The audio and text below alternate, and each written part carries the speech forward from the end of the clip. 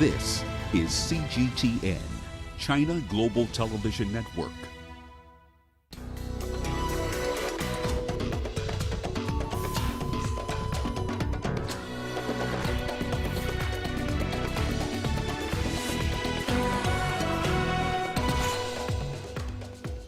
Eleven killed in the DRC as government forces repel a rebel attack in Lubumbashi. Guinea's government officially declares an Ebola outbreak in the country.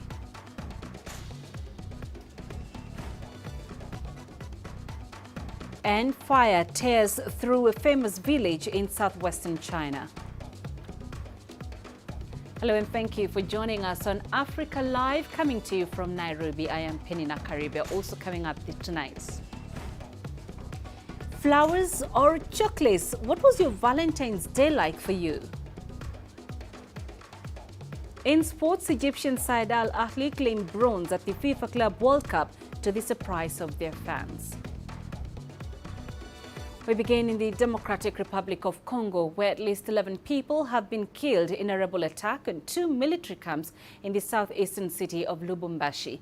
4 Congolese soldiers and 1 civilian were among the dead. Soldiers from the Presidential Guard managed to repel the onslaught by the rebels. Reports of sounds of gunfire were heard across the city earlier in the day. Calm has now been restored. Local authorities say the attack was carried out by rebels of the Bakata Katanga group. Several members of the group were arrested. The militia has been advocating for the independence of the mineral-rich province of Katanga. We have our correspondent Chris Ochamringa live in Kinshasa. Chris, what more can you tell us, and how much do we know about the attackers and their target?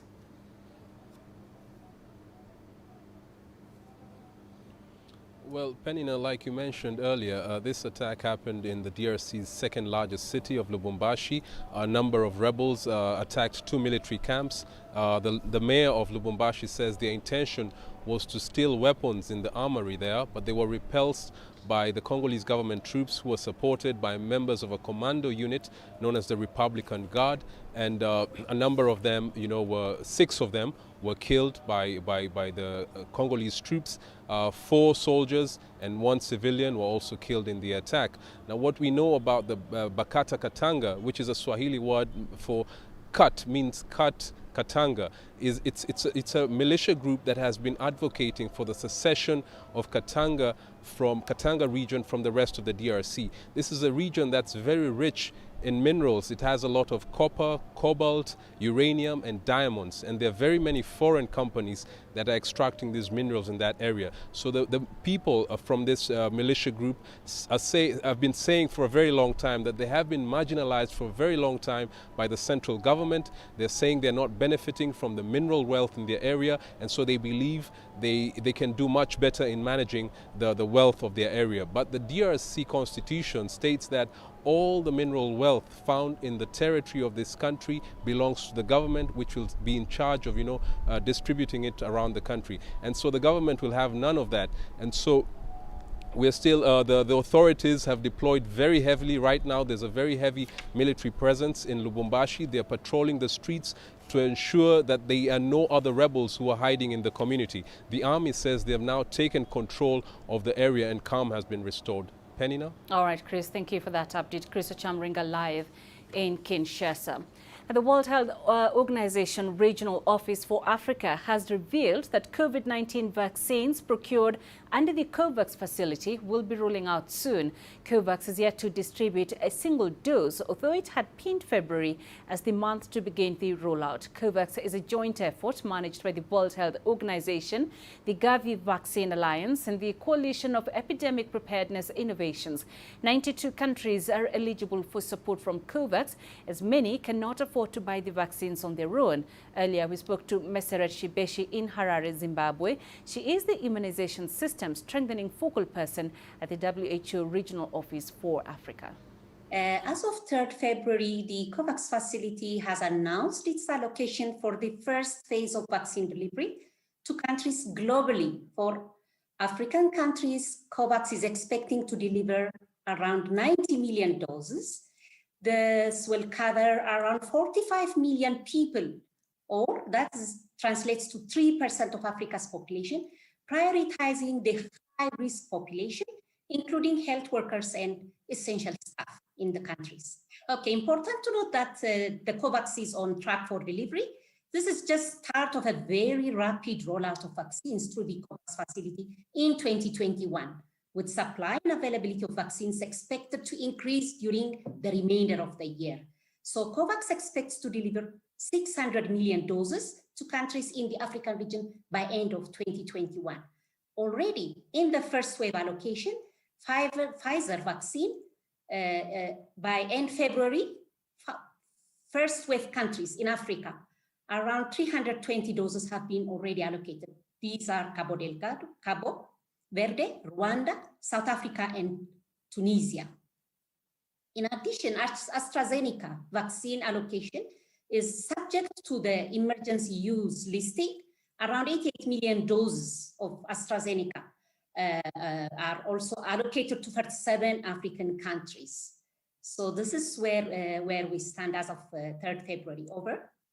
Unfortunately, we don't know the exact delivery dates. This is subject to local regulatory approval in the countries and also their readiness, logistics, and capacity for in-country distribution. We're also waiting for the emergency use listing for the AstraZeneca, like I have mentioned before. It's expected by mid-February, hopefully this coming week. And for delivery of both the Pfizer and AstraZeneca vaccines, all countries must pass the pre-readiness checks, submit completed national deployment vaccination plans, and sign indemnification and liability clauses. African countries have been preparing for months, encouraging preparation. This normally takes several months, but must be done in 2 weeks for the regulations of each country to approve for the COVID vaccine utilization in their countries. To Guinea now, which has declared a new Ebola outbreak. This follows the deaths of 4 people confirmed by the country's health minister. The deaths occurred in the southeast region of Nzerekore. One of the victims was a nurse who fell ill in late January and was buried on the 1st of February. 8 people who attended her funeral showed signs of the hemorrhagic fever, and 3 of them have since died. This is the first resurgence of the Ebola virus in the country in 5 years. The 2013 to 2016 outbreak left over 11,000 people dead across the West African region. To some breaking news from the southwest of China, where a major fire has torn through the famous Wending village in Yunnan province. No casualties have been reported so far, and local authorities say they have stopped the fire from spreading further. Wending village is located at the Tangyuanva Autonomous County near the border with Myanmar. It's celebrated for its preservation of the history, culture, and traditional architecture of the Va ethnic group in China. The cause of the fire is under investigation. We'll bring you more details as we get them. The U.S. Senate has acquitted former President Donald Trump in an unprecedented second impeachment trial. The vote did not lead to a conviction, but President Joe Biden says the substance of the charge is not in dispute. A conviction would have allowed the Senate to vote to bar the former president from future office. 2/3 of the senators present not having voted guilty. The Senate judges that the respondent, Donald John Trump, former President of the United States, is not guilty as charged in the article of impeachment. Saturday was the last day of an unprecedented impeachment trial in U.S. history. No precedent before Trump had ever been impeached twice in one term or after leaving office. The House of Representatives had charged Trump with inciting the January 6th Capitol riot, saying he rallied his supporters to attack the building in a speech that he delivered on the same day. And we fight like hell. And if you don't fight like hell, you're not going to have a country anymore. The former president's defense lawyers argued that the statement by Donald Trump was merely rhetorical. Suddenly, the word fight is off limits? Spare us the hypocrisy and false indignation. We've been fighting, and we need to fight, but we also need to fight. Donald Trump's defense team also played complications of footage showing Democratic lawmakers using the word fight. They accused Democrats of using impeachment to get revenge on a political rival. The impeachment managers centered their argument around harrowing video footage of the mob attacking the Capitol on January the 6th. They said Trump deliberately stoked tensions after losing to Joe Biden on November the 3rd, with a campaign of lies claiming that there has been massive voter fraud. Lead impeachment manager Jamie Reskin also pointed out that the Republican leader has been encouraging extremism even in the lead-up to Election Day by constantly undermining public faith in the election process. He said it was imperative that the Senate convict Trump and bar him from running for the White House again or face the risk of the same kind of behavior being repeated. Would you bet the future of your democracy on that? President Trump declared his conduct totally appropriate. So, if he gets back into office and it happens again, we'll have no one to blame but ourselves. The final vote came one day after a Democratic request for witnesses threw the trial briefly into chaos on Saturday. Impeachment managers said that they wanted to hear about a phone call between Donald Trump and House Minority Leader Kevin McCarthy on the day of the riot. But after several hours of negotiations, the Senate reached a deal to skip witness testimony. The agreement averted a prolonged trial and set up closing arguments from both sides. The acquittal unfolded against a backdrop of gaping divisions along political, radical, socioeconomic, and regional lines. And despite the new president's call for unity, the country still seems to be divided. I think it's great because the president did not incite a riot at the Capitol. He told the American people to come peacefully and patriotically. They chose to break the law. It was all planned and orchestrated, and I find it very strange that no one wants to point fingers at the president himself, who is in many ways the ringleader. It was very important that we have the trial. It's very important to set the tone for future elections, that this type of behavior is unacceptable. You're watching Africa Live. Let's take a quick break. Coming up. Flowers or chocolates? What was your Valentine's Day like for you?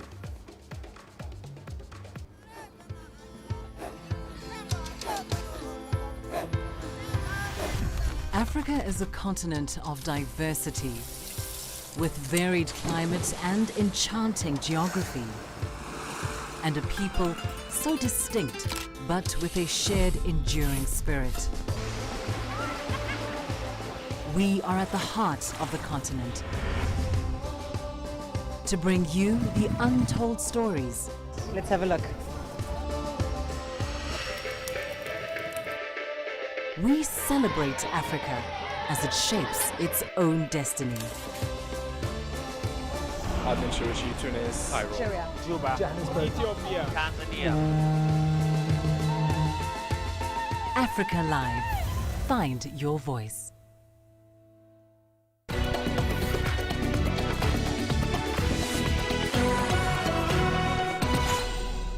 Oil producing communities in Nigeria's Niger Delta region have welcomed a ruling by the UK Supreme Court allowing a group of Nigerian farmers and fishermen to sue Royal Dutch Shell in English courts. Years of oil spills from commercial activity have contaminated land and groundwater in the Niger Delta region. CGTN's Deju Badmas reports. It was in their quest to get justice for environmental pollution such as this that farmers and fishermen in Nigeria approached UK courts 5 years ago. Oil-producing areas in the Niger Delta region are heavily impacted by oil spillage blamed on multinationals like Shell. The UK Supreme Court recently ruled that Shell can be held to account for the acts of its overseas subsidiaries. One man who is very excited about the ruling is Reverend Father Edward Obi. He's been working with the Ogale and Bile communities in the region to get justice.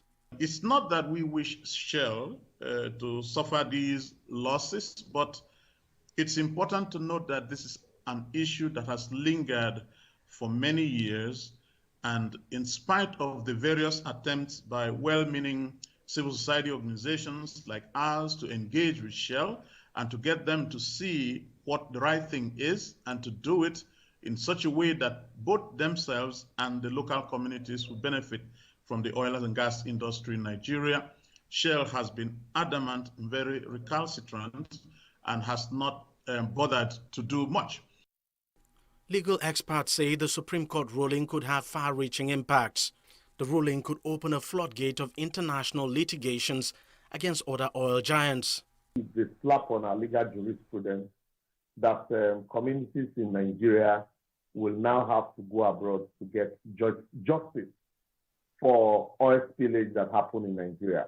Imagine if these matters were in Nigerian court, they would have been, bogged down with all kinds of frivolous applications. And then the funniest part is that most of these multinationals will fail to obey, court orders, and the heavens will not fall. But they can't try it, in Europe. And so that's why this is very destructive and germane. Oil spills from activities of oil companies have resulted in environmental devastation in the Niger Delta region. Oil firms blame some of the spills on theft and pipeline vandalism, which are rampant in the region. This is by no means the end of this legal battle. In fact, it's like the beginning, but it gives Shell an opportunity to open compensation talks with the two communities involved. And any compensation eventually agreed could eclipse the $83 million Shell paid to another Nigerian community in a similar case back in 2015.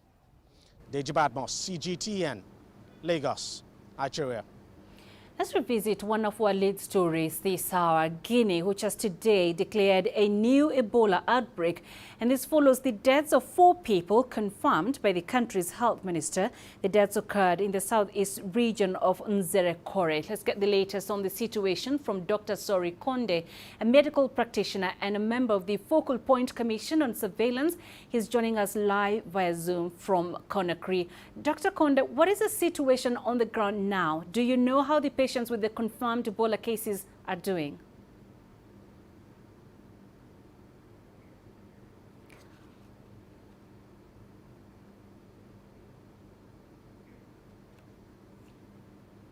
I'm sorry, Dr. Konde. We seem to be having a problem with your audio. We shall try and fix that. Meantime, China's box office has set a new record, generating over 4 billion yuan or $571 million on the first 3 days of the Lunar New Year.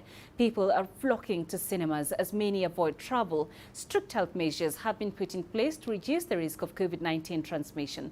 CGTN's Wang Yue reports. The long-awaited Detective Chinatown 3 has been leading China's box office as expected since its debut on the first day of the Spring Festival. It has set a new single-day record, raking in over 1 billion yuan or more than $154 million. After watching the Detective Chinatown 3, I finally understand why director Chen Sicheng continuously pushed back its release date until now. It's worth waiting. The comedy sequel is one of the 7 new domestic titles hitting the theaters for the holiday. Other frontrunners include time travel comedy Hi Mom and fantasy thriller A Writer's Odyssey.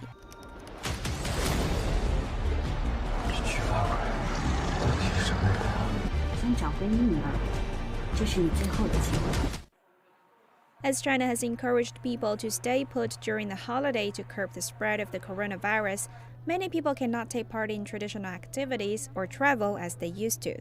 Therefore, going to the cinema has become one of the most popular activities for this Lunar New Year holiday. Due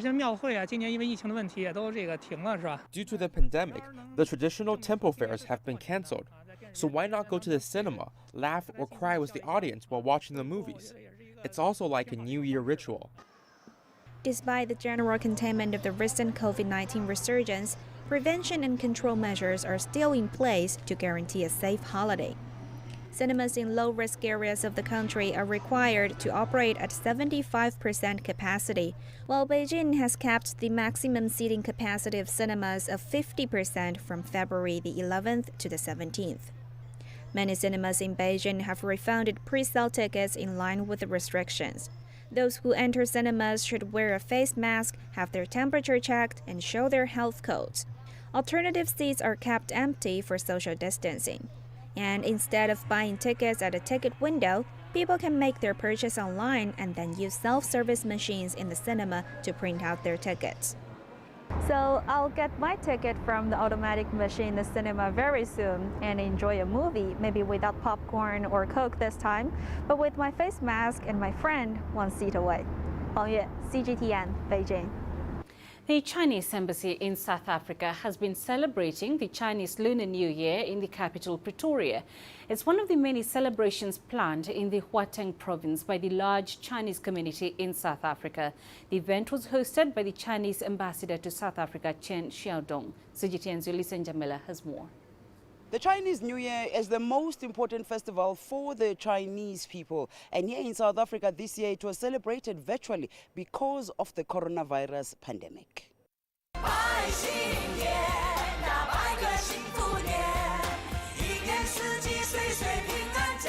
But the cultural explosion and the pomp and ceremony were no different to other years. Spectacular cultural performances of Chinese and South African artists were on display. 春节是中华民族最重要的传统节日，欢乐春节活动在南非已连续举办了9个年头，日益受到大家喜爱，成为我们共同感受新年浓郁节日气氛的重要平台。在中国文化里，牛代表着吃苦耐劳、坚韧不拔、百折不挠。让我们在新的一年里继续弘扬牛的精神，开拓视野，使出牛的劲头，抗击疫情，守住牛的本色，默默奉献，发扬牛的作风，推进合作。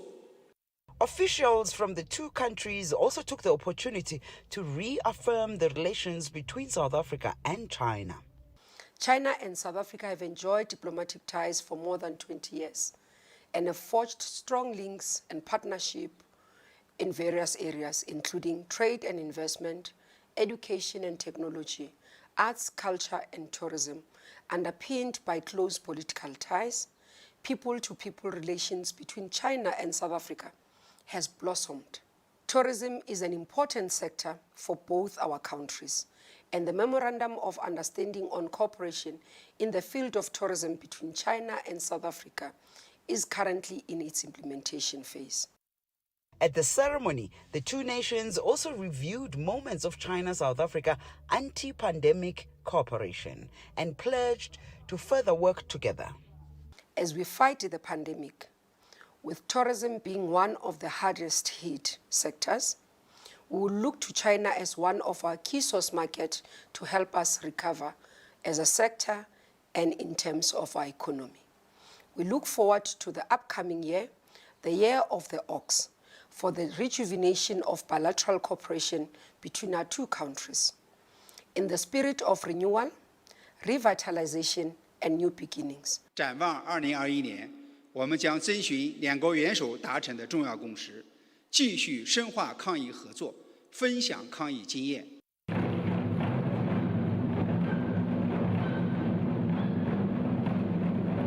A number of other virtual events are planned around the country to celebrate the Chinese New Year.